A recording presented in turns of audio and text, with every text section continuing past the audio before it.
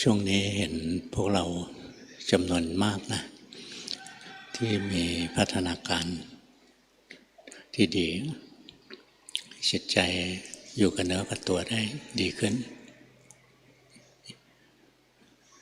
จุดนี้เป็นจุดสำคัญมากเราจะภาวนาปฏิบัติต่อไปได้หรือเปล่าอยู่ที่ว่าจิตเราตื่นไหมจิตเรายังหลงอยู่ในโลกของความคิดไปเรื่อยๆหลงอยู่ในโลกของความคิดมันก็ไม่เห็นความจริงสิ่งที่เราคิดมันไม่ใช่ความจริงคนละเรื่องกันความจริงเราคิดเอาไม่ได้ต้องเข้าไปเห็นเอาอยากเห็นความจริงของชีวิตเรานะก็ไม่ต้องไปเรียนที่อื่นเรียนลงในกายในใจของเรานี่แหละไม่มีร่างกายอยู่ไม่ได้ไม่มีจิตก็กลายเป็นต้นไม้เป็นก้อนหินไปพยายามเรียนรู้นะตัวเองธรรมะไม่ใช่เรื่องเลื่อนลอยไกลตัวไม่ใช่เรื่องอิทธิปาฏิหาริย์อะไรทั้งสิ้นนะถามว่าอิทธิปาฏิหาริย์มีไหมมีไม่ใช่ไม่มีนะแต่มันไม่ใช่สาระแก่นสาร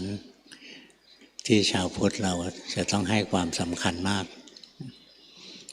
จุดสำคัญก็คือต้องเรียนรู้อริยสัจสี่ให้ได้ถ้าเราอยากเรียนรู้อริยสัจสี่ได้จุดแรกต้องรู้สึกตัวเป็นถ้าจิตใจมันล่องลอยไปที่อื่นมันจะรู้อริยสัจไม่ได้อริยสัจเริ่มจากการรู้ทุกข์สิ่งที่เรียกว่าทุกข์ก็คือรูปนามขันธ์ห้าคือกายคือใจของเรานี่เองถามว่าเรียนจากรูปนามภายนอกได้ไหมก็ได้นะแต่ความเสี่ยงสูงอย่างเราจะไปดูร่างกายคนอื่นดูจิตคนอื่นอะไรเงี้ยดูแล้วสลดสังเวชได้ไหมก็ได้แต่เสี่ยง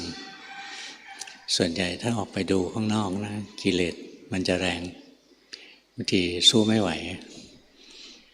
อย่างถ้าเราดูตำรานะพูดถึงธรรมภายในธรรมภายนอกเนี่ยอย่างถ้าเราดูร่างกายตัวเองพิจารณาลงไปเรื่อยเห็นแต่ความไม่สวยไม่งามเห็นแต่ความไม่เที่ยงเห็นแต่ทุกข์ที่บีบคั้นอยู่เห็นเป็นแค่วัตถุที่ไหลเข้าไหลออกไปไม่ใช่คนไม่ใช่สัตว์ไม่ใช่เราไม่ใช่เขาแต่ถ้าไปดูข้างนอกนะเห็นผู้หญิงสวยๆแล้วก็ไปนั่งดูอะไรโอกาสที่จิตจะเตลิดเปิดเปิงลงไปนะมันสูงให้ครูบาอาจารย์ท่านจะแนะนำให้เรียนรู้ลงที่กายที่ใจของตัวเองไม่ต้องไปเรียนข้างนอกในทางทฤษฎีเรียนข้างนอกได้ไหมได้เพราะข้างนอกก็แสดงไตรลักษณ์เท่ากับข้างในนั่นแหละแต่กำลังของเรามันจะไม่พอสมาธิเราไม่ดีพอนะเราไปเรียนธรรมะภายนอกนะไปดูคนอื่นดูสัตว์อื่นอะไรเงี้ยโอกาสพลาดมันสูงพอดูออกนอกนะสมาธิยิ่งตกลงไปอย่างรวดเร็วเลยพยายามดูเข้ามาที่ตัวเองนะสมาธิมันจะแข็งแรงขึ้นอย่างการที่เราคอยรู้สึกร่างกายตัวเองร่างกายหายใจออกรู้สึกร่างกายหายใจเข้ารู้สึกนะตัวอะไรมันร้องอ๋อเด็กเหรอนึกว่าหมานึกว่าหมามันร้องช่างมันเถอะห้ามมันได้ไงเด็ก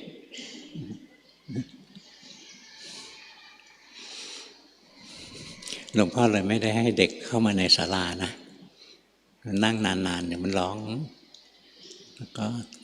สมาธิพวกเราแตกหมดกี้หลวงพ่อนึกว่าไอ้ม้วนไอ้โมจิอะไรร้องแล้วเจ้าของหมาไปไหนเห็นไหมถ้าเราไปฟังเสียงข้างนอกดูไตรลักษณ์ได้ไหมเสียงเกิดก็ดับนะแต่โอกาสที่จิตจะหลงไปข้างนอกนะมันสูงฟังไปฟังมาเสียงอะไรเสียงคนหรือเสียงหมาอะไรเงี้ยนะใจมันคิดไปข้างนอกถ้าเรียนเข้ามาที่กายที่ใจตัวเองนะมันจบในตัวเองแล้วอย่างถ้าเราคอยรู้สึกร่างกายตัวเองเรื่อยๆเราก็จะเห็นนะ ร่างกายเนี้ยไม่ใช่ของสวยของงามสวยงามไหมร่างกายสะอาดหมดจดไหมตื่นนอนมาตอนเช้าต้องทำอะไรบ้างตื่นนอนมาก็ต้องมาขจัด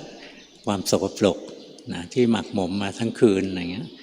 ต้องลุกขึ้นมาล้างหน้าอาบน้ำแปรงฟันอย่างเงี้ยต้องขับถ่ายเห็นไหมถ้าเรารู้สึกอยู่ในร่างกายนะร่างกายนี้มีแต่ปฏิกูณอสุภะนะร่างกายนี้ถูกความทุกข์บีบคั้นอยู่ตลอดเวลามีภาระมากมายในร่างกายเราตั้งแต่หัวถึงเท้านะภาระทั้งนั้นเลยจะไว้ผมทรงไหนดีนะไว้ทรงนี้ดีนะจะต้องสระผมนะบางคนต้องเปลี่ยนสีผมนะทำอย่างโน้นอย่างนี้หาอะไรต่ออะไรมาใส่นะหาเจลมาใส่อะไรนะแค่เส้นผมอันเดียวนะแค่จุดเดียวนะภาระก็มีทั้งเยอะทั้งแยะแล้วมีค่าใช้จ่ายมากมายแล้วกว่าจะหมดทั้งตัวนะภาระทั้งนั้นเลย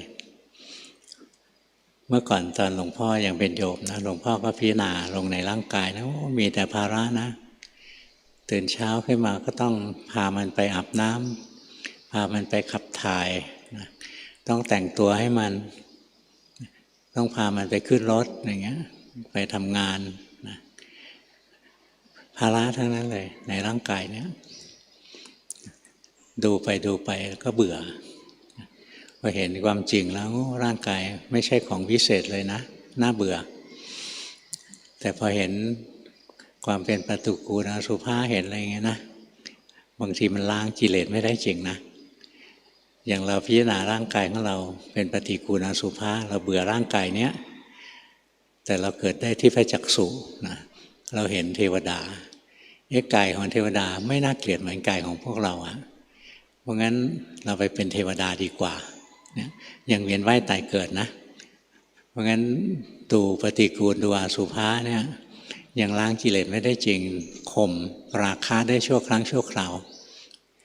แต่อยากล้างกิเลสได้จริงนะต้องรู้ลงไปนะถ้ามีกายก็มีทุกข์เพราะกาย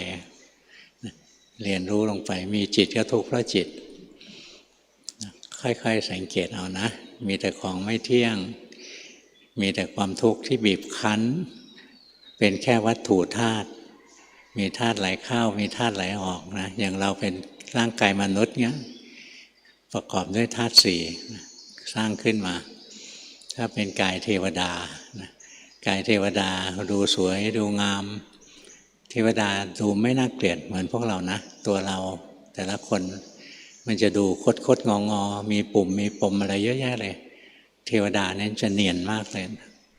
จะเนียนจะดูสวยดูงามนะ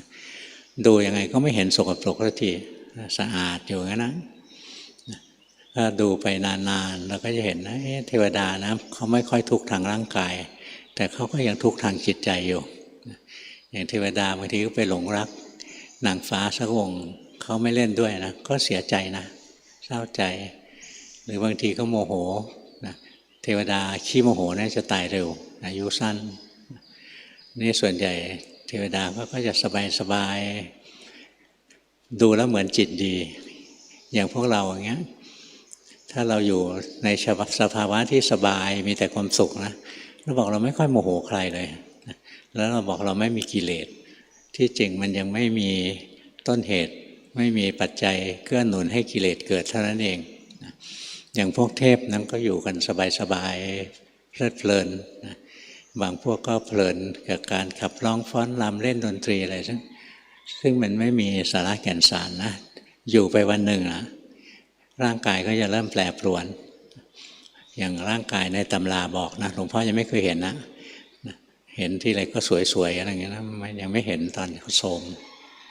บอกร่างกายก็จะมีเหงื่อออกนะมีเหงื่อออกในรักแร้อะไรนะรัศมีก็เริ่มหดลงมาเศร้าหมองลงมานะดูไม่สดชื่นไม่แข็งแรงพวกเทวดาก็จะเตือนนะว่านี่ใกล้จะหมดอายุแล้วนะส่วนใหญ่ถ้าเป็นเทวดาแล้วไม่เคยภาวนานะมันจะเพลินไปจนกระทั่งวันหนึ่งก็จะตายแล้วสุดท้ายก็ตายนะร่างกายก่อนจะตายร่างกายก็เศร้าหมองเสื้อผ้าอาภรณ์อะไรนี่ก็เสื่อม รัศมีของร่างกายก็เสื่อมนะพวกนี้ร่างกายของเขาเกิดด้วยบุญนะกรรมชนกกรรมที่ทำให้ไปเป็นเทพนะเป็นพวกบุญกุศลอะไรทั้งหลายส่งมาแต่ถึงจุดหนึ่งก็เสื่อมเพราะงั้นมันจะเห็นความไม่ยั่งยืนความไม่แน่นอนเทวดาบางองค์มีบุญวาสนามากเคยปฏิบัติธรรมเคยฟังธรรมเขาไม่ประมาทนะถึงเวลาเขาก็มาขอฟังเทศนะฟังธรรมแต่ทุกวันนี้หาคนเทศให้เทวดาฟังคงยากแล้วล่ะสมัยครูบาอาจารย์ยังมีท่านเล่ากลางคืนนะเทวดาชอบมาถามธรรมะที่ท่านก็สอนให้เนี่ยถ้าเราจะพิจารณาไตรลักษณ์นะเราไปดูเทวดาเนี่ยดูไม่ออกนะไม่เห็นจะมีปฏิกูลอสุภะตรงไหนไม่เห็นตรงไม่เที่ยงตรงไหนเลยนะไม่เห็นทุกข์ตรงไหนเลยมีแต่สุขเลยเนี่ยงั้นไปดูเนี่ยดูยากงั้นพวกเทพนะภาวนาลำบากกว่ามนุษย์นะเพราะชีวิตเขาสบายเกินไปในขณะที่พวกเราเนี่ยเดี๋ยวก็สุขเดี๋ยวก็ทุกข์เดี๋ยวก็ดีเดี๋ยวก็ร้ายสุขก็สุขไม่นานทุกข์ก็ทุกข์ไม่นาน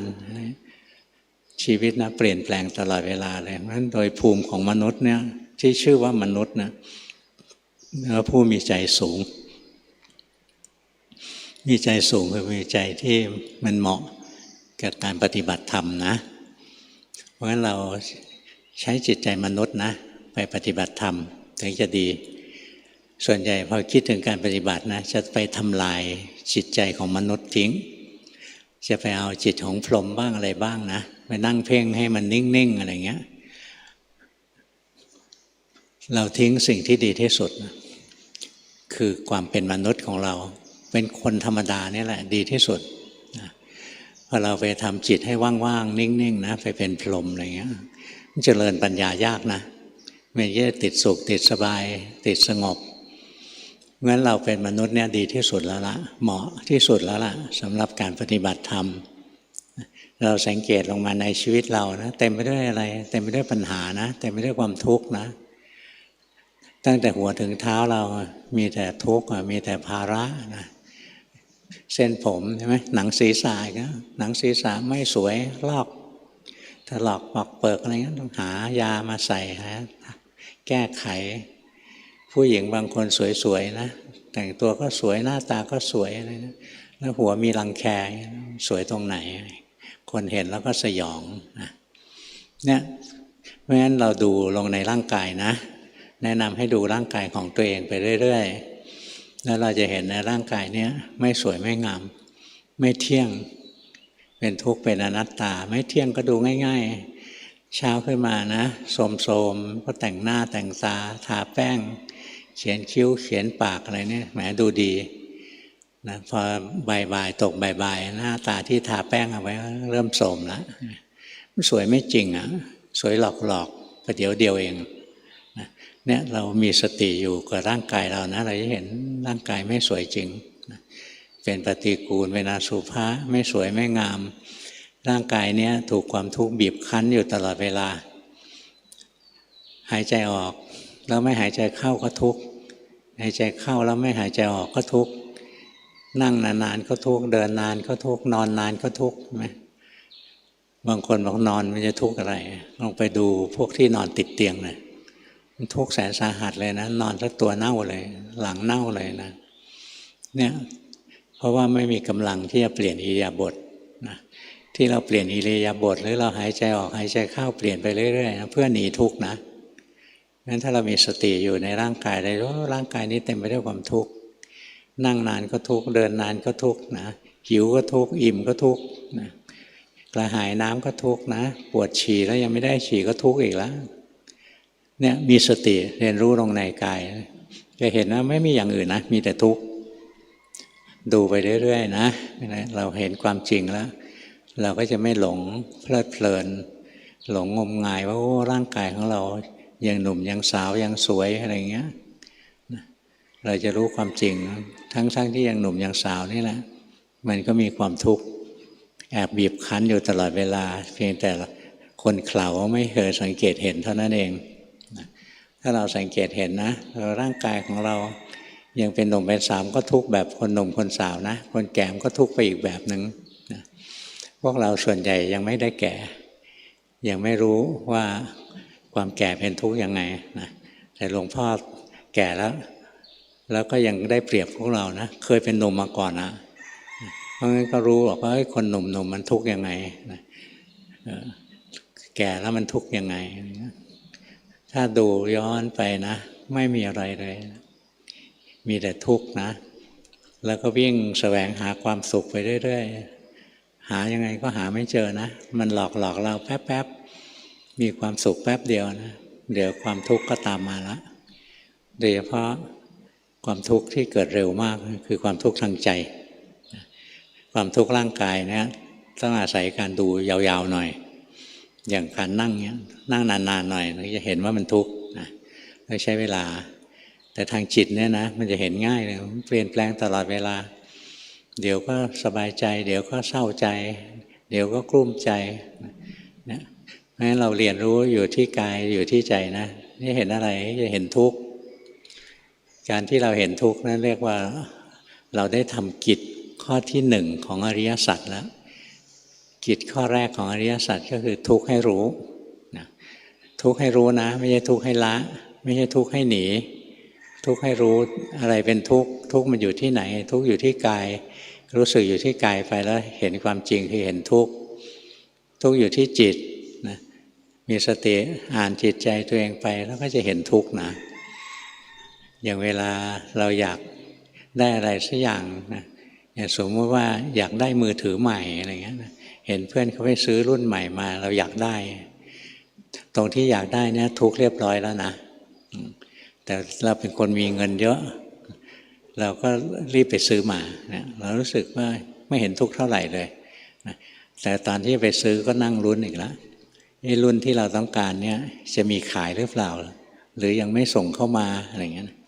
มันกลุ้มใจเหมือนกันนะถ้าดูเป็นโอ้เรื่องเล็กนิดเดียวยังทุกข์เลยมดขึ้นบ้านทุกข์ไหม บ้านใครมีมดบุกบ้างมีไหมมดบุกยังไม่น่ากลัวเท่าปลวกบุกใช่ไหมถ้าปลวกบุกก็กลุ้มใจนะรถยนต์ใช่ไหมสตาร์ทไม่ติดยังกลุ้มอีกแล้วสตาร์ทที่ไรติดทุกทีอะไรเงี้ยเอาไปวิ่งไปวิ่งมาเดี๋ยวก็พังนะ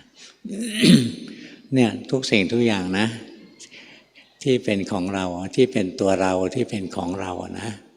ล้วนแต่ตกอยู่ใต้ไตรลักษณ์ทั้งสิ้นรถยนต์ซื้อมาใหม่ๆไม่นานมันก็เก่านะ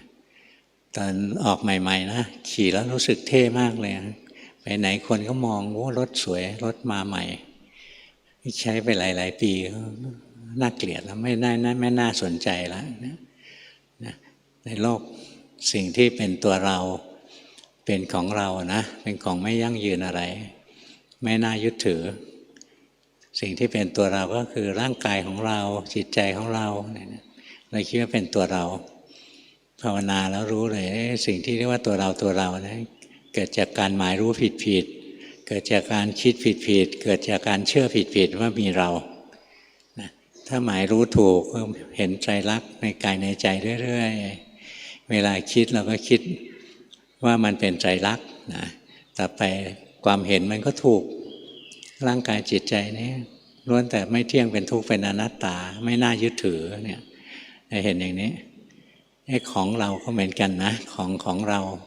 บ้านของเราครอบครัวของเราหน้าที่การงานของเราทรัพย์สินเงินทองของเรารถของเรากระทั่งหมาของเราแมวของเรานะล้วนแต่ของไม่เที่ยงนะอะไรที่เป็นของเราวันนี้วันข้างหน้าจะไม่ใช่ของเราเมื่อก่อนมีเพลงอยู่เพลงหนึ่งนะเป็นเพลงลูกทุ่งบอกอะไรนะพอเราตายสามวัยพ้นมือเมียเรานี้หรือไม่รู้ว่าเป็นเมียใครแล้วคราวนี้สามีเราแล้วหวงนะพอเราตายปุ๊บมันจะไปเป็นสามีคนอื่นอีกแล้วก็ได้เนี่ยของเราไม่เป็นของเราจริงนะพอดูไปนะก็ไม่มีอะไรทุกอย่างเป็นแค่ของที่ผ่านมาแล้วผ่านไปตัวเราที่แท้จริงไม่มีสิ่งที่มีคือตัวทุกข์ ร่างกายไม่ใช่ตัวเราจิตใจไม่ใช่ตัวเรานะแต่ร่างกายคือตัวทุกข์จิตคือตัวทุกข์คำว่าเราเนี่ยเกิดจากการหมายรู้ผิดเกิดจากการคิดผิดเกิดจากความเห็นผิดนะถ้าไม่ได้คิดไม่ได้หมายรู้ผิดไม่ได้คิดผิดไม่ได้เกิดความเชื่อผิดนะเราจะพบว่าไม่มีตัวเราอย่างเรารู้สึกอยู่ในกายเรื่อยๆดูไปเรื่อยๆเราเห็นร่างกายเป็นแค่วัตถุเป็นก้อนธาตุดินธาตุน้ำธาตุไฟธาตุลมธาตุดินมันเป็นของใครของโลกธาตุดินนะอย่างอาหารทุกคำที่เรากินเข้าไปไหมมาจากแผ่นดินเนี้ยก็มาจากวัตถุธาตุทั้งหลายน้ำที่เราดื่มเนี่ยก่อนที่จะเอามาเป็นน้ำสะอาดที่เราดื่มอาจจะเป็นน้ำเลือดน้ำหนองของหมาขี้เลื่อนอะไรอย่างนี้ก็ได้นะจริงๆเรายืมธาตุของโลกมาใช้นะแต่ความประมาทมัวเมาความไม่ได้ศึกษาธรรมะก็คิดว่าเป็นของเราที่จริงแล้วร่างกายเนี้ยประกอบด้วยขันธ์ห้าจริงเป็นของโลกไม่ใช่ของเราหรอกเป็นของประจำโลกอยู่อย่างเงี้ยวันนี้เราเอามาใช้วันข้างหน้าสัตว์อื่นคนอื่นหรือต้นไม้ก็เอาไปใช้แทนหมุนเวียนไปเรื่อยๆเนี่ยมีความรู้สึกอยู่ในร่างกายนะก็เห็นไม่มีสาระแก่นสารยืมเข้ามาใช้ชั่วคราววันหนึ่งก็ต้องคืนเข้าไปนะใจมันก็ไม่เดือดร้อนนะร่างกายจะแก่รู้สึกธรรมดาอยู่มานานมันก็แก่หรือมันต้องเจ็บนะเป็นเรื่องธรรมดามันจะตายเรื่องธรรมดาธาตุมันจะแตกนะธาตุมันจะแตกมันจะคืนเจ้าของอะไรเรื่องธรรมดาเนี่ยมีสติ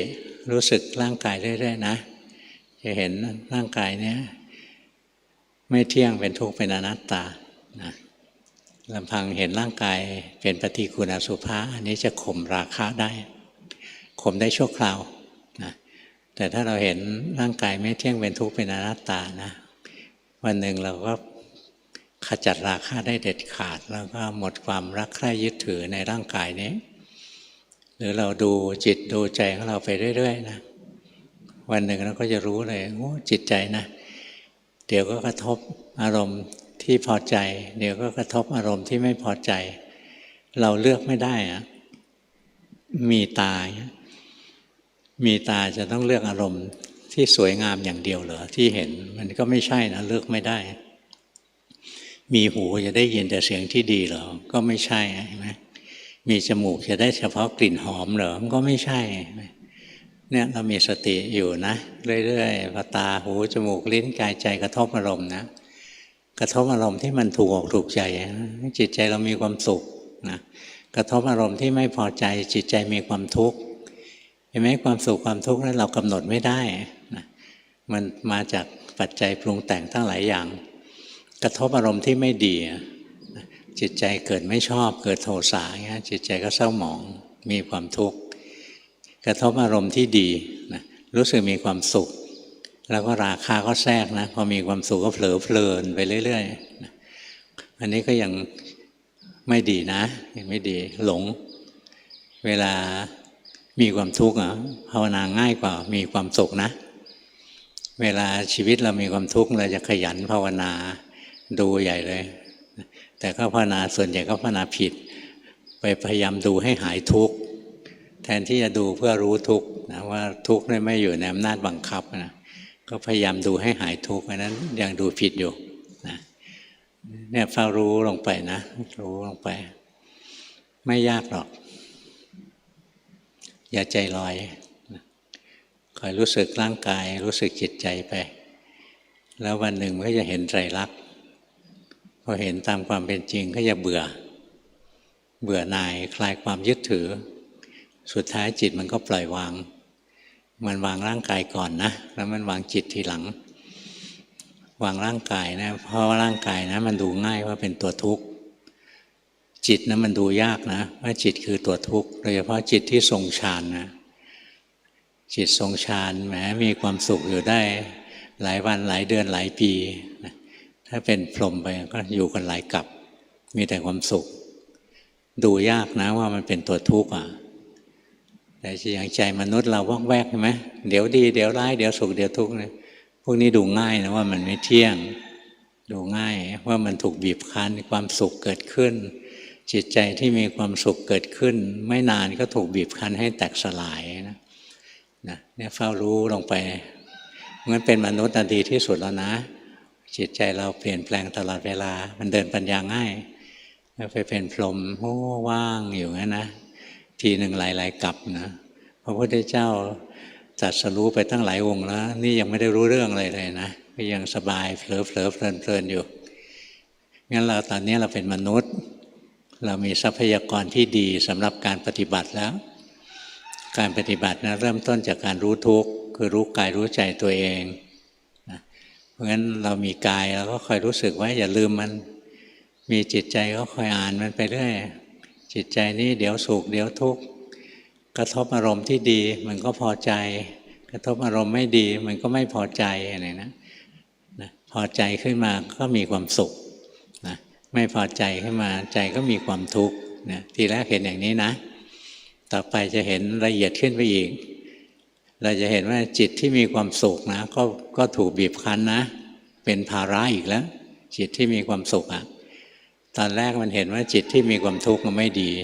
จิตที่มีความสุขดีภาวนาเรื่อยๆเราจะเห็นว่าจิตที่มีความสุขก็ไม่ดีจริงนะมันก็ถูกบีบคั้นให้แตกสลายอย่างเรานั่งสมาธินะทีแรกจิตเราฟุ้งซ่านเราว่าจิตฟุ้งซ่านไม่ดีนั่งสมาธิไปพอเราจิตสงบลงมานะมีปีติมีความสุขเราว่าดีนะพอเราปฏิบัติต่อไปเราเห็นว่าปีตินี่ไม่ใช่ของดีเลยนะเป็นความหวือหวาของจิตนะหวือหวามากนะปีติบางทีบางคนตัวลอยได้นะบางคนก็รู้สึกตัวใหญ่ตัวโตเป็นภูเขาขึ้นมาบางคนรู้สึกตัวหนักมากเลยนะหนักเป็นตันๆตัวแข็งใหญ่โตนะนี่เป็นอาการของปีตินะบางทีก็โยกไปโยกมาอะไรนะก็เป็นอาการของปีติตัวโครงนะแล้วเราดูไปเรื่อยนะเราจะเห็นไม่เห็นมีสาระอะไรเลยโยกไปโยกมาอย่างเงี้ยนะหรือตัวโตเป็นภูเขาอะไรเงี้ยนะหรือตัวลอยไม่เห็นมันจะดีตรงไหนเลยสุดท้ายมันยังเป็นภาระอีกนะจะเห็นว่าเป็นภาระตอนหลวงพ่อภาวนาใหม่ๆนะยังไม่มีครูบาอาจารย์มีท่านพ่อหลีท่านสอนอานาปานสติแล้วท่านอีกไม่นานท่านก็มรณภาพแล้วเลยไม่มีครูบาอาจารย์มาภาวนานะพอนั่งไปพอจิตจะรวมเนี่ยเราสังเกตนะตัวมันโยกตัวมันโยกนะแล้วจิตก็รวมปุ๊บมันไปจำตรงนี้ไว้นะว่าต้องโยกก่อนนะงั้นพอเริ่มนั่งปุ๊บก็โยกเลยจงใจโยกนะเนี่ยมันไม่ใช่ปีติจริงนะมันแกล้งทำนะใช้ไม่ได้นะงั้นเวลาภาวนานะจากจิตฟุ้งซ่านเกิดปีติเงี้ยรู้สึกดีจังเลยดูไปดูมาปีติก็เป็นความหวือหวาไม่เอาไหนเลยนะระงับปีติลงไปนะจิตมีความสุขรู้สึกจิตที่มีความสุขนี่มันดีอย่างเลยดูไปดูมานะจิตที่มีความสุขก็ยังหวือหวาอยู่นะยังมีความดิ้นรนปรุงแต่งติดอกติดใจในรสชาติของความสุขอยู่อะไรนะเห็นอย่างนี้ก็รู้เลยความสุขก็ยังเป็นทุกข์นะความสุขก็ยังไม่ได้เรื่องนะจิตก็เข้าไปสู่อุเบกขาพอจิตไปอยู่กับอุเบกขาดูไปเรื่อยๆนะคิดเอาอุเบกขาเนี่ยเป็นที่พึ่งที่อาศัยพอภาวนาก็จะน้อมจิตไปหาอุเบกขานะเสร็จแล้วอุเบกขามันก็เสื่อมกลับมาฟุ้งซ่านอีกเลยนะดูไปเอาอุเบกขามาเป็นที่พึ่งที่อาศัยก็ยังไม่ได้อุเบกขายังก็ตกอยู่ใต้ไตรลักษณ์เนี่ยเฝ้ารู้เฝ้าเรียนอย่างนี้เรื่อยๆนะแล้วเราจะเห็นนะจิตทุกชนิดนะไม่มีอย่างอื่นหรอกมีแต่ทุกข์นะกระทั่งจิตที่ทรงสมาธิทรงฌานนึกว่าดี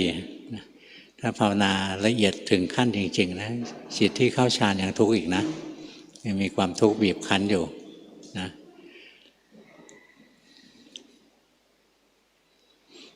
ยากไปไหมฟังไม่ยากนะแต่ทำยากนะยากตั้งแต่ทำไงจะไม่ลืมตัวเองทำไงจะรู้สึกกายรู้สึกใจตัวเองได้นะต้องรู้สึกทำไงจะรู้สึกได้ ไม่สบายหรือเปล่านะเป็นอะไรไม่สบายก็หมอมีนะมีหลายคนช่วยดูหน่อยสิเพื่อนสหธรรมิกเราป่วยไปหรือเปล่าเอาทีมแพทย์หายไปไหนหมดแล้ว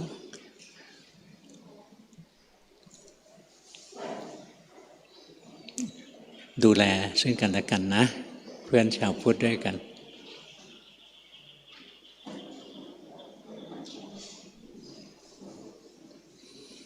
ใครจิตออกนอกบ้างโอ้ก็เราเป็นคนดีเราเห็นแล้วเราห่วงใยนะเห็นไหมว่าการรู้สึกร่างกายไม่ใช่ง่ายเห็นไหมแป๊บเดียวมีอารมณ์มาเร้าเท่านั้นใจก็พุ่งไปเลยสนใจนะยังไม่เลิกสนใจรู้สึกตัวไว้รู้สึกตัวไว้นะเดี๋ยวให้หมอเขาไปจัดการกันเอง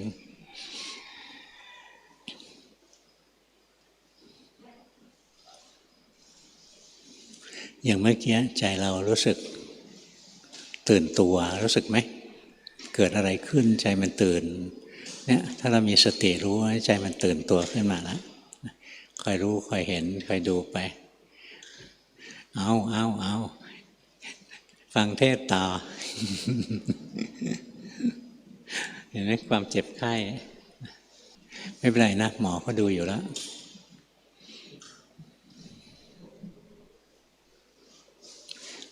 เห็นอย่างว่าร่างกายเป็นทุกข์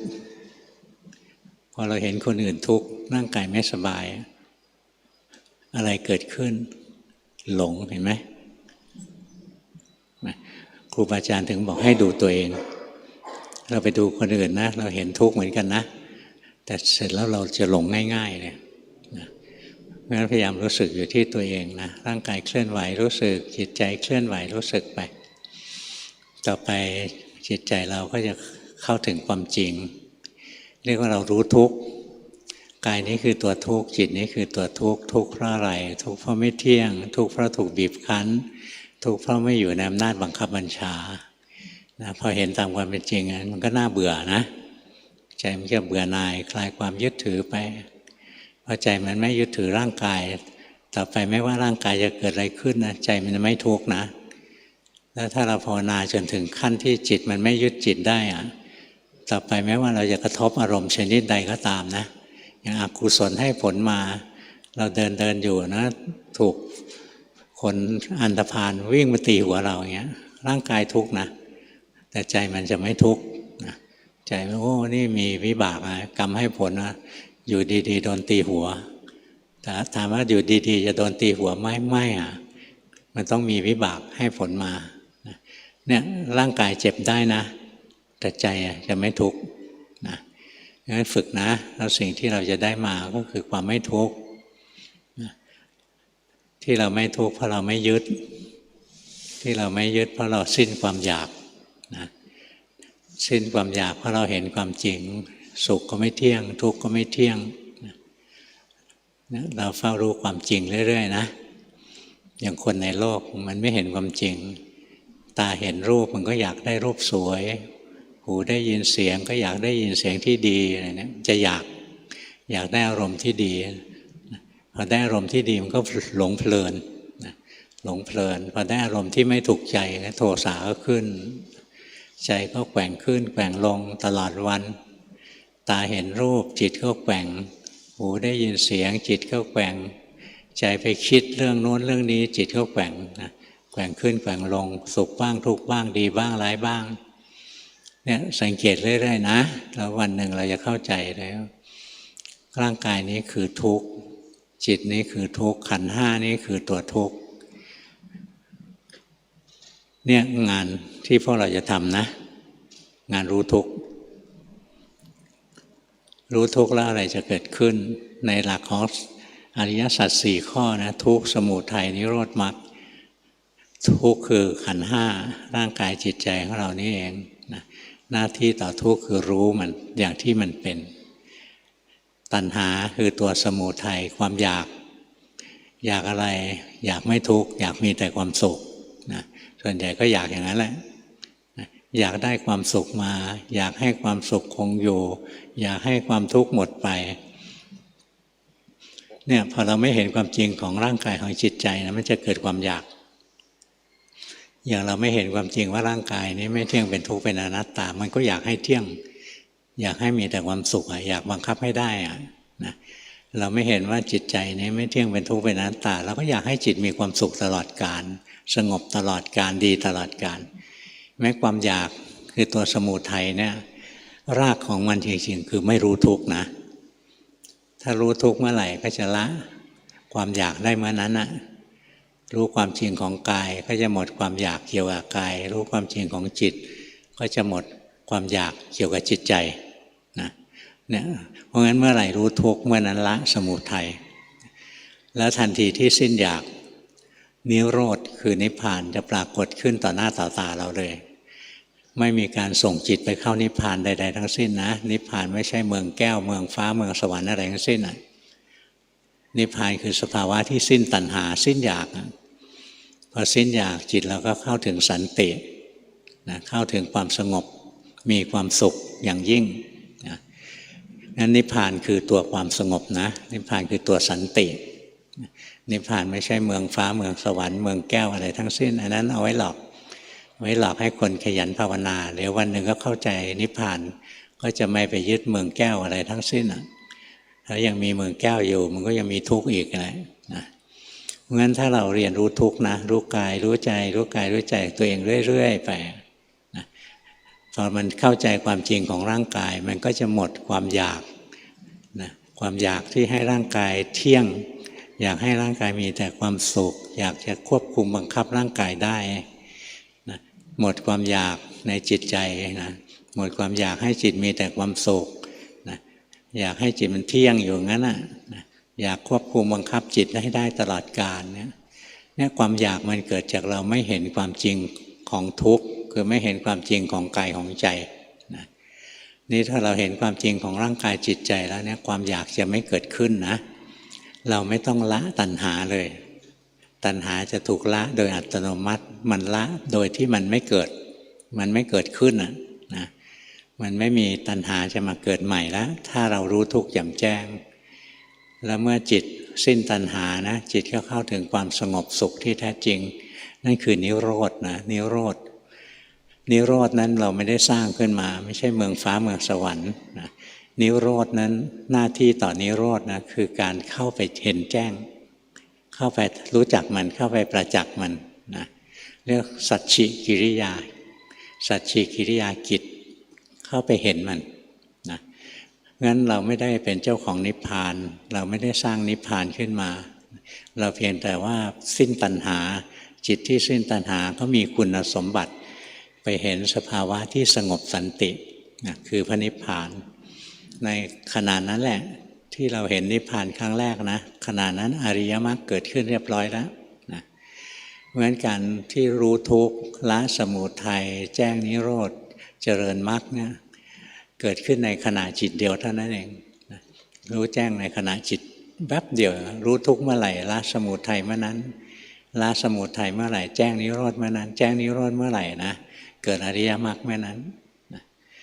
งั้นหน้าที่เราลงมือปฏิบัตินะด้วยการรู้ทุกข์เอาไว้ให้ดี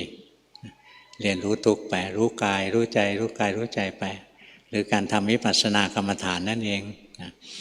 แต่ถ้าเราฉลาดหน่อยเราก็จะสังเกตนะมรรคมีองค์8นะควรจะทำให้ครบนะศีลต้องรักษานะจิตใจต้องฝึกให้สงบให้ฉลาดนะคำพูดของเราต้องระมัดระวังนะฝึกนะเรียนรู้ความจริงเรียนรู้ทฤษฎีที่ถูกต้องอย่างที่หลวงพ่อเล่าให้พวกเราฟังเนี่ยมันคือทฤษฎีแล้วเราต้องลงมือปฏิบัติลงมือเห็นทุกข์ไปลงมือรักษาศีล5นะลงมือปฏิบัติในรูปแบบไปแล้วเจริญปัญญาเห็นทุกข์ของกายของใจไปวันหนึ่งก็จะรู้ทุกข์แจ่มแจ้งถ้าเราไม่ถือศีล5เลยแล้วเราจะเจริญวิปัสสนานะไม่ได้กินหรอกนะเพราะว่าคนทำผิดศีลนะเพราะมันเห็นแก่ตัวนะมันเห็นแก่ตัวอยู่งั้นมันไม่มีทางปฏิบัติธรรมแล้วเจริญหรอกงั้นเบื้องต้นถือศีล5ข้อไว้ก่อนนะ แล้วก็มีสติรู้กายมีสติรู้ใจไปวันใดรู้แจ้งเห็นจริงก็ปล่อยวางปล่อยวางก็พ้นทุกข์สัมผัสพระนิพพานนะวันนี้เทศไปเทศมาเทศไปถึงนิพพานแล้วนะของเราอดทนนะวันหนึ่งถ้าเราไม่ทอดทิ้งการปฏิบัตินะทำให้ถูกทำให้พอวันหนึ่งเราก็จะเห็นนิพพานนะนิพพานไม่ใช่เรื่องเหลือวิสัยที่มนุษย์ธรรมดาอย่างพวกเราจะรู้ได้ถ้านิพพานเป็นของเหลือวิสัยที่คนธรรมดาอย่างพวกเราจะรู้ได้เพราะพระพุทธเจ้าก็ไม่เทศสิท่านจะมาสอนอะไรกับของที่ไม่มีประโยชน์นิพพานมีสาระแก่นสารใช่ไหมแต่ว่ามนุษย์ไม่มีทางบรรลุเงี้ยท่านก็ไม่เอาท่านก็จะไปสอนในภูมิที่บรรลุได้นี่การที่ท่านสอนถึงมรรคผลนิพพานในโลกมนุษย์เนี่ยเพราะมนุษย์ทำได้มนุษย์ผู้ชายก็ทำได้มนุษย์ผู้หญิงก็ทำได้ไม่เลือกเพศนะมนุษย์เพศผสมก็ทำได้นะไม่ใช่ไม่ได้ในพระไตรปิฎกก็มีนะผู้ชายบางคนนะเห็นหนุ่มหล่อๆแล้วอยากมาทำเมียอะไรเนี่ยมีไม่ใช่ไม่มีนะเผอิญหนุ่มหล่อคนนั้นคือพระมหากัจจานะเนี่ยอยากเอาพระอรหันต์มาทำภรรยาเนี่ยก็วิบากแรงนะวิบากแรงต่อมาไปขอขมาท่านก็ไม่มีพ้นไปนะงั้นจริงๆแล้วธรรมะไม่จำกัดเพศนะแล้วก็ไม่จำกัดด้วยเวลาถ้าเราปฏิบัติถูกเมื่อไหร่มันก็ได้ผลได้ทำเหตุถูกทำเหตุมากพอมันก็ได้ผลนะไม่จำกัดว่ายุคนี้ไม่มีพระอริยะอะไรเงี้ยมโนเอาทั้งนั้นแหละวันนี้เทศให้ฟังเท่านี้นะหมอรีพอร์ตซิเป็นไงไม่ได้กินข้าวแล้วมั้งกินข้าวหรือเปล่าอากาศร้อนจะต้องติดแอร์หรือเปล่าห้องเนี้ย ไม่เป็นไรไม่สบายหมอเยอะแยะนะมานี่ไม่ต้องกลัวนะหมอเพียบเลยบางทีหมอนั่งเถียงกันว่าโรคอะไรแน่หมอตกลงกันไม่ได้เพราะมีหมอเยอะเอาต่อไปส่งกันบ้านเป็นลมเฉยๆไม่ได้เป็นโรคร้ายแรงนะอากาศไม่ถ่ายเทคนแน่นเอาเบอร์หนึ่งสวดมนต์เดินนั่งสมาธิเช้าเย็นรักษาศีล 5ดูกายใจเห็นกิเลสเห็นจิตเคลื่อนยังโลภอยากดียังตามใจกิเลสรู้ตัวได้แต่ไม่ตลอดมีโทสะจริตเห็นว่าบางครั้งความโกรธเกิดจากมานะอัตตา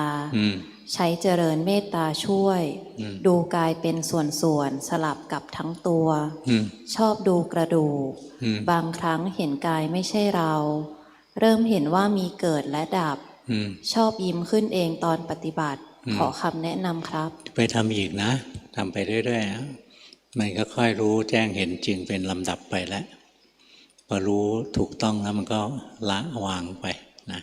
วางเองไม่ต้องพยายามวางนะรู้กายรู้ใจไปทำไปเรื่อยๆกรรมฐานนะไม่ต้องทำหลากหลายมากไปถ้าหลากหลายมากไปเดี๋ยวจับจดนะไอ้นี่ก็จะเอาไอ้นั่นก็จะเอาเนี่ยใจจะวักแวกวักแวกนะถ้าจะทำสมถะก็เอาสักอย่างสองอย่างพอจะเจริญปัญญานะก็อยู่ในกายในใจนี่แหละไม่เอาที่อื่นเดี๋ยวมันก็ดีเองแหละจิตมันกระจายออกไปดูออกไหมถ้าดูออกใช้ได้แล้วไปทำต่อเห็นไหมหลวงพ่อไม่ได้บอกว่าจิตกระจายออกไปรู้ไหมให้รีบแก้เสียเห็นไหมไม่ได้มีนะคำว่ารีบแก้หลวงพ่อถามแค่ว่าจิตกระจายออกไปข้างนอกรู้ไหมรู้รู้แล้วจบละถ้าคิดว่าจะแก้ยังไงนี่ผิดอีกแล้วนะนั่นความโลภมันเกิดละให้รู้กายอย่างที่กายเป็นรู้ใจอย่างที่ใจเป็นไม่ต้องไปนั่งแก้โน้นแก้นี้นะวุ่นวายแต่ถ้าทำสมถะมีเรื่องแก้นะ จิตใจเราเต็มไปด้วยโทสะเราก็แก้เจริญเมตตาอะไรอย่างเงี้ยอย่างนี้แก้เอาแต่ถ้าจะเจริญวิปัสสนานะรู้เอาไม่แก้เบอร์สองภาวนาแล้วใจไม่นิ่งจิตผู้รู้ต้องคอยดึงกลับสับสนบางทีเพ่งที่ท้องบางทีก็ย้ายไปเพ่งที่ลมหายใจเข้าออกขอหลวงพ่อแนะนำการปฏิบัติค่ะเราไม่ได้มุ่งที่ความสงบนะเรามุ่งความมีสตินะเอาสติเป็นตัวหลักนะสงบเป็นของแถมถ้าเรามีสติแล้วจิตมันก็สงบของมันเองแหละแต่ถ้าเราอยากสงบเนี่ยเราไม่มีสติเรามีความอยากเรามีกิเลสจิตไม่สงบอ่ะภาวนาไปเรื่อยๆสงบก็ช่างไม่สงบก็ช่างถึงเวลาก็ปฏิบัติของเราสม่ำเสมอนะเดี๋ยวมันดีเองแหละถ้าอยากสงบไม่สงบนะความอยากเป็นเหตุให้เกิดทุกข์ความอยากไม่ใช่ทางพ้นทุกข์การละความอยากใช้ได้นะถึงจะพ้นทุกข์การจะละความอยากได้ก็ต้องอาศัยการรู้ทุกข์เห็นความจริงของกายของใจเราจะละความอยากได้พอเราละความอยากได้แล้วเนี่ยใจเราก็เข้าถึงมรรคผลนะเข้าถึงนิโรธเข้าถึงความสุขความสงบเราอย่าพยายามทำจิตให้สงบอย่าพยายามทำจิตให้ดีอย่าพยายามทำจิตให้มีแต่ความสุขนะอย่าน้อมจิตเข้าหาความว่างจิตดีก็รู้จิตไม่ดีก็รู้จิตสงบก็รู้จิตฟุ้งซ่านก็รู้จิตวุ่นวายก็รู้จิตว่างก็รู้นะเนี่ยรู้ไปเรื่อยๆรู้ไปด้วยใจธรรมดาเป็นกลางๆรู้ไปแล้วมันดีเองแหละถ้าอยากให้ดีจะไปบังคับมันจะไม่ดีหรอกอย่าไปบังคับนะรู้สึกเอาพอเข้าใจไหมเบอร์สองงงไหมถ้าใช้พยักหน้าเอางงไหมเอ่ยงงเนาะงงแล้วรู้ไหมว่ากำลังงงเนี่ยคือการปฏิบัตินะพยักหน้ารู้ไหมร่างกายเคลื่อนไหวเห็นไหมเนี่ยร่างกายเคลื่อนไหวรู้สึกนะจิตใจเราเกิดอะไรขึ้นรู้สึกอย่างมันงงรู้ว่างงนี่คือการปฏิบัตินะไม่ใช่ทำจิตให้นิ่งๆมีแต่ความสุขเฉยๆอันนั้นไม่ค่อยได้อะไรเท่าไหร่เอาความจริงเรียนให้เห็นความจริงอย่าไปบังคับจิตตรงนี้บังคับจิตให้นิ่งๆแล้วรู้สึกไหมเราไปเค้นมันควบคุมมันอย่าไปคุมมันร่างกายเคลื่อนไหวรู้สึกไหมร่างกายเคลื่อนไหวเนี่ยรู้สึกธรรมดานะรู้สึกด้วยจิตธรรมดาเลยให้กันบ้านนะต่อไปเนี้ยร่างกายเคลื่อนไหวให้รู้ด้วยจิตใจธรรมดาอย่ารู้ด้วยจิตใจตึงๆแข็งๆนะเวลาเราทำงานบ้านทำอะไรเดินไปเดินมาเนี่ยเห็นร่างกายมันทำงานบ้านเห็นร่างกายมันเดินไปเดินมาใจเราเป็นแค่คนเห็นไม่ได้เอาสงบอะไรหรอกนะเอาสติรู้ทันความเคลื่อนไหวของร่างกายไป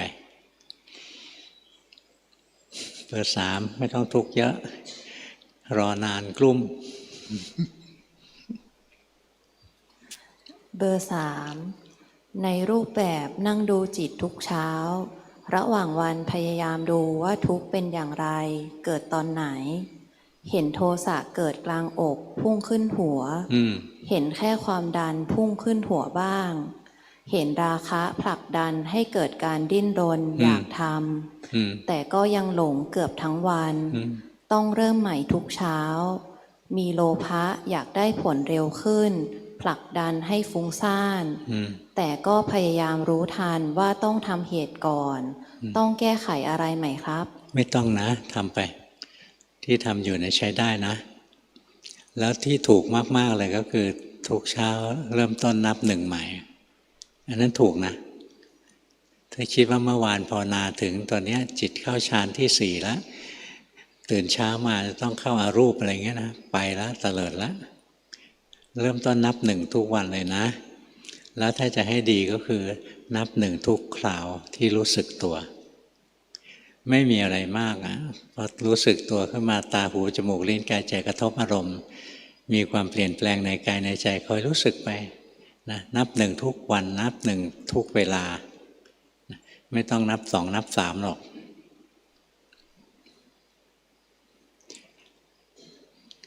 จิตมันตึงอยู่นิดนึงดูออกไหมเบอร์สาม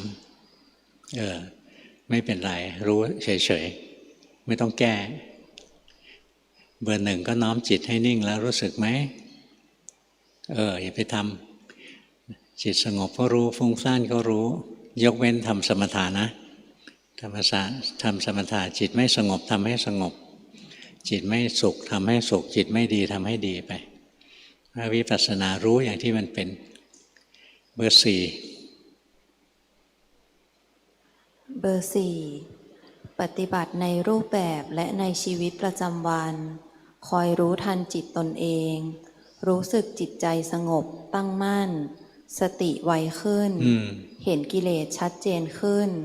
อะไรมากระทบก็ปล่อยวางได้มากขึ้นจิตเริ่มเป็นกลางรู้สึกกายกับจิตแยกออกจากกันเห็นสภาวะความไม่เที่ยงเป็นทุกข์ของการมีร่างกายที่ปฏิบัติมาถูกต้องไหมคะถูกนะทำอีกทำถูกแล้วก็ทำสม่ำเสมอจนมันรู้แจ้งเห็นจริงมันจะปล่อยวางมันวางเองนะถ้าพยายามวางนี่ผิดเลยทำด้วยโลภแล้วเรียนรู้กายรู้ใจของเราไปทำถูกแล้วล่ะเบอร์ห้าปฏิบัติในรูปแบบไหว้พระสวดมนต์เช้าและก่อนนอนนั่งสมาธิภาวนาพุทโธสลับการเดินจงกรมครั้งละ30 นาทีเห็นกายใจทำงานเห็นทุกข์เกิดขึ้นดับไปเวลากระทบผัสสะระหว่างวันเผลอบ่อยช่วงทำสมาธิสงบบางวันเบื่อวันพระไปปฏิบัตินอนวัดขอแนวทางการปฏิบัติเพื่อให้เกิดสติอัตโนมัติค่ะสติมันเกิดจากการที่เราเห็นสภาวะบ่อยๆนะสั่งให้เกิดไม่ได้หรอกอย่างเราเห็นใจเราทำงานเรื่อยๆอย่างเงี้ยต่อไปพอใจเราขยับนิดเดียวสติมันก็เกิดเองแหละของเบอร์ห้าต้องระวังนิดนึงตรงที่เรายังน้อมจิตให้นิ่งอยู่รู้สึกไหมเราแต่งจิตนะเลยอย่าไปปรุงแต่งจิตเราให้รู้ว่าจิตมันปรุงแต่งแต่เราอย่าไปแต่งมันซะเองอย่าน้อมจิตเข้าไปตรงนั้นมันน้อมแล้วมันก็ไปติดนิ่งๆว่างๆอยู่อย่าไปแต่งมันให้นิ่งๆถอยออกมาสิ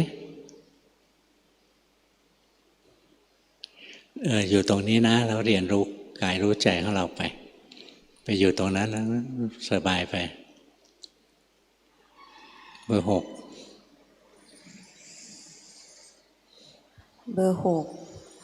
ก่อนนอนทำในรูปแบบโดยการสวดมนต์นั่งกรรมฐาน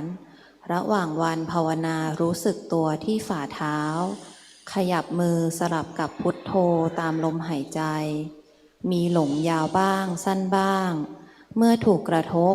เห็นคิดดีคิดชั่วไม่ยึดและไม่ปรุงอยู่บ่อยครั้งมีโทสะมากเมื่อถูกเบียดเบียนปัจจุบันเห็นและวางได้บ่อยขึ้นเห็นการเกิดคือตัวทุกข์ขอหลวงพ่อชี้แนะเพิ่มเติมค่ะไม่ทำอีกนะทำได้แล้วเราก็ทำไปเรื่อยๆรู้สึกตัวไป ตรงนี้หลงทราบไหมเบอร์หกนะ เบอร์หกเห็นเบอร์ห้าไปพยักหน้าแทน เบอร์หกรู้สึกไหมจิตตรงนี้มันนิ่งๆกว่าความเป็นจริงนะเรายังแต่งมันอยู่นะอย่าไปปรุงแต่งมันสุขก็รู้มันทุกข์ก็รู้สงบก็รู้ฟุ้งซ่านก็รู้ดีก็รู้ชั่วก็รู้นะสุขก็รู้ทุกข์ก็รู้ดูไปเรื่อยๆอย่าไปแต่งจิตให้มันนิ่งๆอยู่ยังแอบไปแต่งจิตนิดหน่อยนะไม่มากหรอกเดี๋ยวก็เห็นแล้วล่ะแล้วแกเห็นแล้วมันก็ผ่านไปได้จิตตรงนี้ไม่ธรรมดาอยู่นิดนึงรู้สึกไหมจิตที่ดีคือจิตธรรมดานะสงสัยทราบไหม สงสัยรู้ว่าสงสัยงงรู้ว่างงนะรู้ความรู้สึกของตัวเองไปไม่ต้องหาคำตอบจิตหลงไปแล้วรู้สึกไหมยิ้มหวานสิตรงนี้นะจิตที่ธรรมดาอยู่ตรงนี้ไม่ใช่น้อมไปอย่างนี้ไม่ได้นะเดี๋ยวไม่ไปติดนิ่งๆมันไม่เดินปัญญาจริงถึงเวลาเราก็ไหว้พระสวดมนต์นะทำสมาธิเดินจงกรมอะไรก็ทำไปแต่เวลาเราปฏิบัติเนี่ยตาหูจมูกลิ้นกายใจกระทบอารมณ์แล้วเกิดความเปลี่ยนแปลงที่กายที่ใจค่อยรู้เอาอย่าบังคับกายอย่าบังคับใจนะในขั้นเดินปัญญานะเบอร์ 7เบอร์ 7ทำสมาธิด้วยการบริกรรมอยู่ในอารมณ์เดียวขณะฟังธรรมทุกวันในชีวิตประจำวันจะบริกรรมทุกครั้งที่รู้สึกตัวและนึกได้แต่รู้สึกเหมือนไม่ได้ปฏิบัติพอที่จะเห็นไตรลักษณ์บ้างแต่ไม่ค่อยมั่นใจกลัวว่ามาจากความคิดเพราะฟังธรรมหลวงปู่ทุกวันอย่างต่อเนื่องที่ปฏิบัติอยู่มีส่วนไหนต้องแก้ไขไหมคะลองทำสมาธิให้หลวงพ่อดูสิลืมหลวงพ่อไป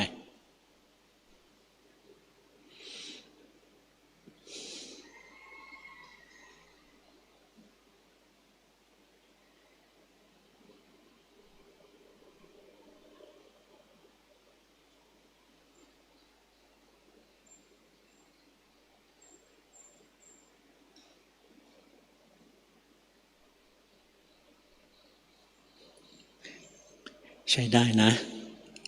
นี่ว่าตอนออกจากสมาธิเนี่ยดูร่างกายเข้าไปเลยร่างกายนี้มีความทุกข์บีบคั้นอยู่ไม่ใช่ตัวเราไม่ใช่ของเราดูร่างกายดูความเป็นไตรลักษณ์ของกายบ่อยๆถึงเวลาก็ทำความสงบกลับเข้ามา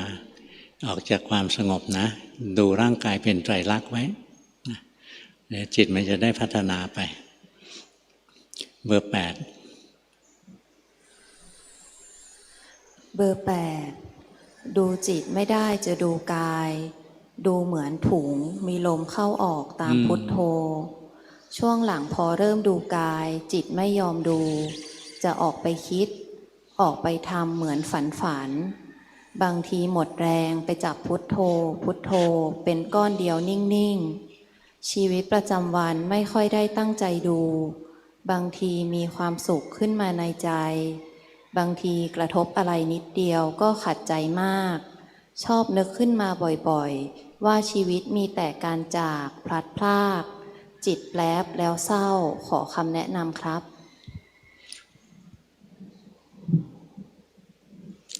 ถอยจิตออกมาสิอย่าน้อมจิตไปอยู่ตรงนั้นถอยออกมารู้สึกตัวธรรมดาธรรมดาตรงนั้นมันเข้าไปติดสมาธินิ่งๆนะถ้าเราน้อมแล้วไปติดนิ่งอยู่ตรงนั้นแล้วก็เวลาออกมาบางทีขี้โมโหกิเลสมันจะแรงจิตปกตินี่แหละดีที่สุดเลย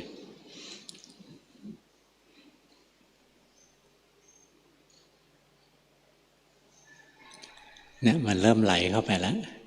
ดูออกไหมมันคล้ายๆมันโดนดูดเข้าไปนะปึ๊บไปนะรู้สึกตัวไว้รู้สึกตัวให้ปลุกใจให้ตื่นอย่าปล่อยให้มันดูดใจเราไปอยู่นิ่งๆเฉยๆ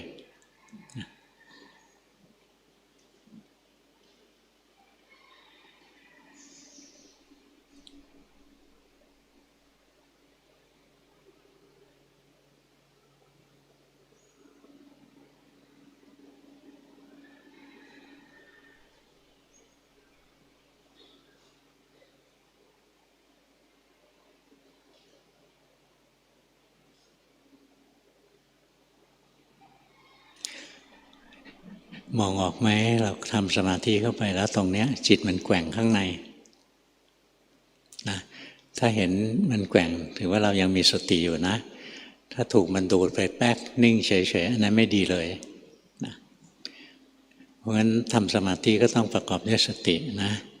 พอเข้าไปแล้วจิตสงบรู้ว่าสงบจิตส่ายรู้ว่าจิตส่ายรู้ไปถ้าไปติดสงบเนี่ยเวลาออกมากระทบอารมณ์ข้างนอกแล้วมันจะร้าย